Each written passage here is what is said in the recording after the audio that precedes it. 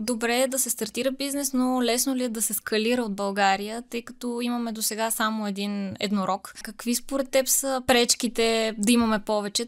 Проблема с скалирането би го погледнал от две измерения. От една страна, като цяло всеки бизнес е труден да се скалира. Когато създаваш стартъп, ти всъщност създаваш нещо напълно ново и може би задоволяваш нужда, която никой от нас не е имал. Аз не обичам да давам типичните примери за Facebook, Airbnb и така нататък, но ако погледнем чисто от технологична гледна точка, ние преди сме имали нуждата да споделим какво правим с близки и съседи и да получим тяхната реакция. В днешно време просто ползваме технологии, така че от тази гледна точка са нови нужди, които може би не всеки има, и когато ти създадеш един бизнес, ти обикновено го създаваш за конкретни персони, ги наричаме, т.е. за конкретните личности, които си мислиш, че биха го ползвали. И за да го скалираш, ти всъщност трябва да достигнеш до нови, които може би имат други нужди, може би понякога се налага без да променяш това, което предлагаш, може би да промениш начина, по който го наричаш или начина, по който го описваш, за да можеш да достигнеш и до тях.